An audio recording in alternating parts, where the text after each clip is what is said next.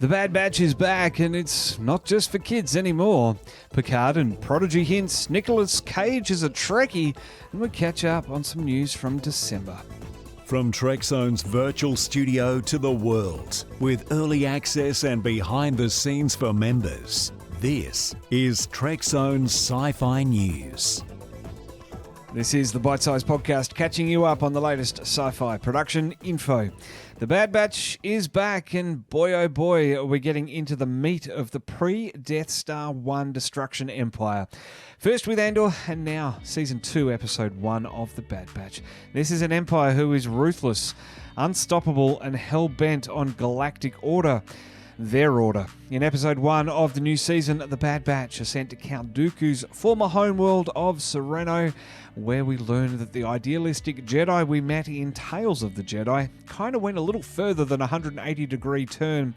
He kept going until he was fully immersed into the dark side and the Sith lust for power that we saw him in the Clone Wars. He pillaged and plundered. He even used his own countrymen to further his goals, and this is incredible for a universe whose outer layers, until recently, were only just scraped at.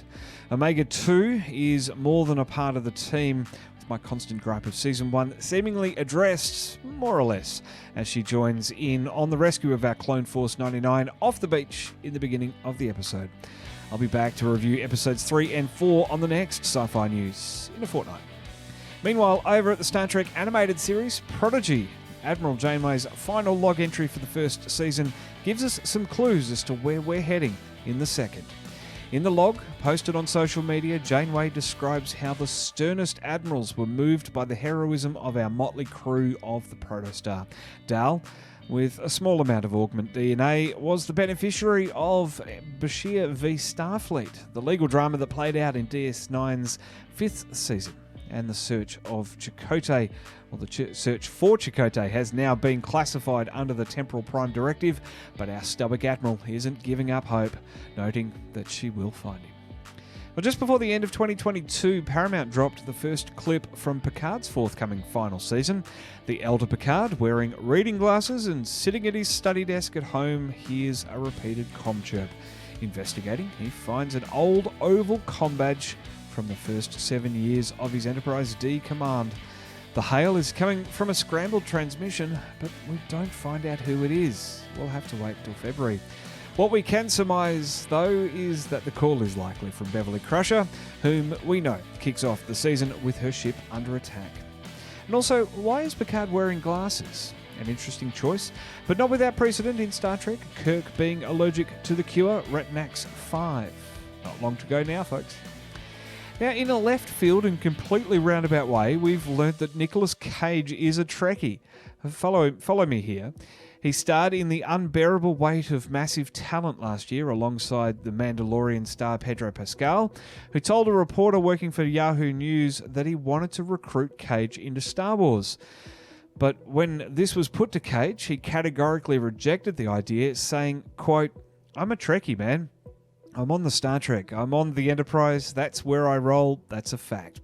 I grew up watching Shatner. I thought Pine was terrific in the movies. I think the movies are outstanding." As Shatner and Pine's offsider would say, fascinating. Well, we're heading into the 7th year since Star Trek last premiered on the big screen, and one of the stars of Beyond from 2016 has noted her desire to return. Sophia Boutella, Jayla, spoke at Steel City Comic Con in December. She said, "I would love to see her evolve with all of the guys and with everybody. I would love to go back to her. I love her a lot. I enjoyed that experience so much. I would do it in a heartbeat."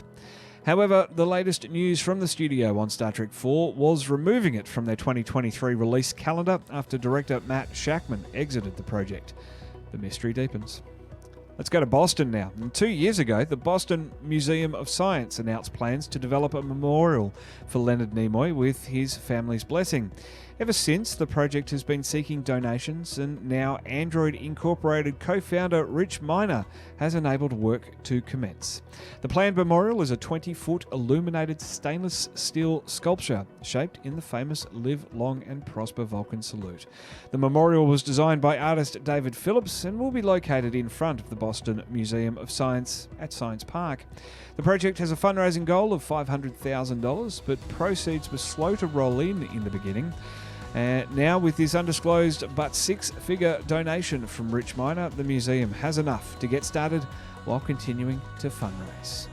Well, a reminder that Trexo membership costs less than a cup of coffee a month. It's available via the join button below on YouTube. For our podcast listeners, jump onto the trek.zone/support. Supporting me grow this channel gets you first play access and behind-the-scenes goss. Do it today. Have my eternal gratitude. I'm Matt Mellor for Trek Zone. I'll catch you in the comments. Let's chat about Nicolas Cage as a Trekkie.